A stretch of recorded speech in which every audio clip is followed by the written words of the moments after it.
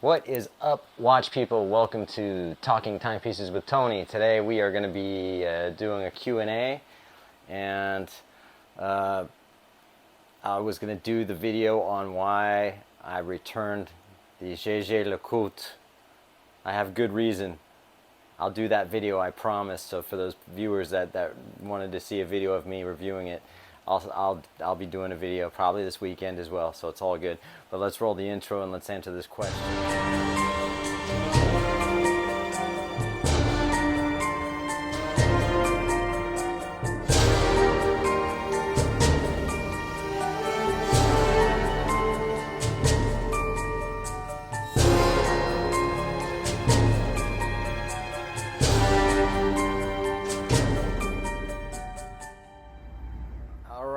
Let's talk about this. Anyway, again, on the GG LeCoultre, Jaeger LeCoultre, whatever you want to call it, JLC, I will get to that, I promise. I did, like I say, I had good reason to send it back, and primarily, well, I'll get into it. That's a different video. Why am I harping on it? I wanted to answer a question from one of my viewers, Niner, and I'm just kind of paraphrasing this, but I'll post his comment here. Dude, little off topic, wanted to know, is Tudor a substitute or a replacement for Rolex? I've got a killer Tudor that I love, but still yearning for Rolex brand on my wrist. Okay. Niner, dude. I'm going to be a bit of a smartass, okay? So just take this lightly. I'm not attacking you. If you spelt Tudor wrong once, I'd have been fine with that, you know. But you spelt it twice. So you've got a killer Tudor. But, all right, are you talking about a different brand than Tudor, the brand? Tudor? Sorry, man. I'm not a grammar guy for, the grammar cop and the spelling cop, I misspell shit all the time, so it's all good. But with a watch brand, if I do it once, shame on me. Do it twice, shame on me again. I'm not going to do that. So first and foremost, you didn't specify what kind of Tudor.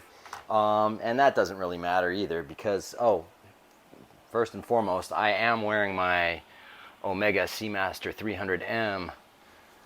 Love this watch. The more I wear it, the more I like it. I was almost going to sell this, not too long ago. And I only just got it not too long ago, but I have a habit of doing that, getting watches and whatever. But I do love this watch. So I am wearing that today. I've been wearing it all day.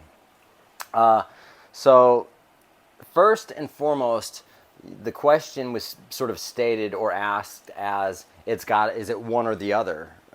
Is it a replacement or is it a substitute? And the real quick answer to that is it's neither, or it could be one.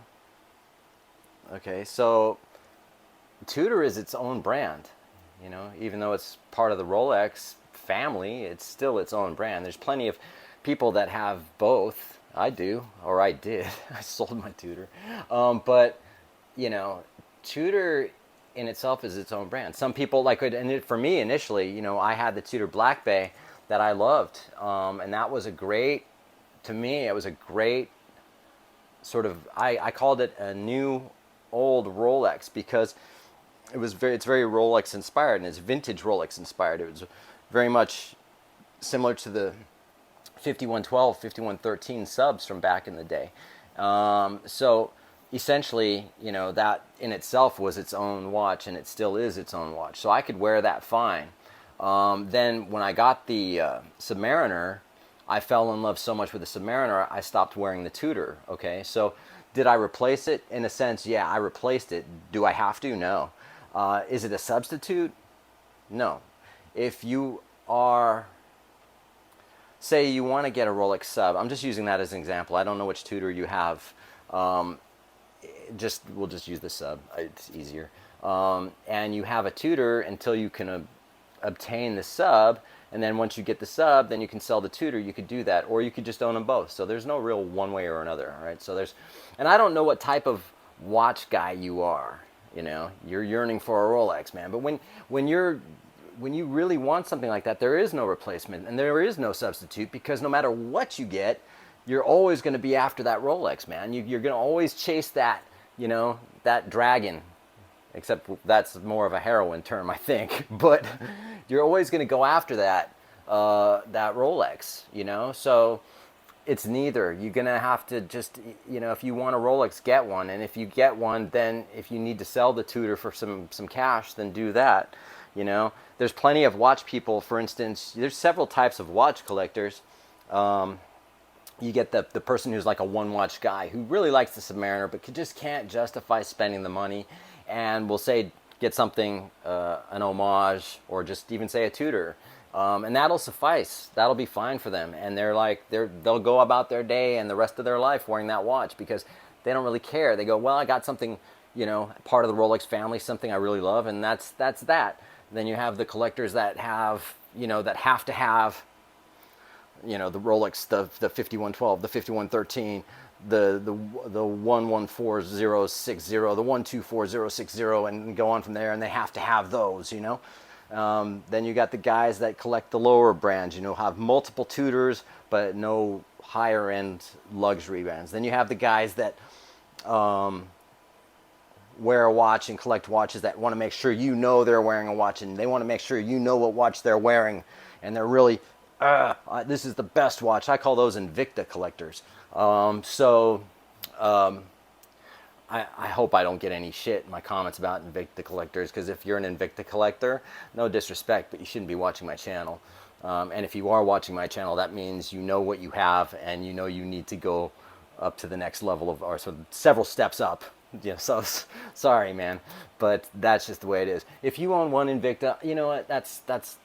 I can forgive that. I mean, anyone could. I had an Invicta, but it was a Disney watch, a Mickey Mouse watch with Mickey Mouse on the. I ended up giving that watch away to the president of Disney Records, so that's a whole other story. But so I guess having said that, you know, there's you can have both, but if you're striving for one, then you're always gonna want that watch. You know what I mean? I want a Patek Philippe. You know, nothing's gonna suffice in its place. You know, or I get a watch. You know, like my Mont Blanc. I love that Mont Blanc. I do. I love it. You know, but it's not gonna replace the Vacheron that I want, or the Patek. You know, so, or the JLC. So having said that, get your Rolex. If you need to sell your Tudor, do it. If you can keep them both, keep them both. Let me know in the comments what you guys think. Other than that, I appreciate everyone who likes and subscribes to my channel, and it means a lot to me. So I'm probably sure I missed what I was, you know, I wing these videos, man. I just throw it off the top of my head as it comes and goes, you know. So other than that, you guys take care.